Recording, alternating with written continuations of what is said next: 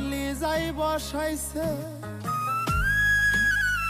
এখন তোমার আর আমাকে নেই কোনো প্রয়োজন, চারিদিকে ঘিরে আছে তোমার কথা।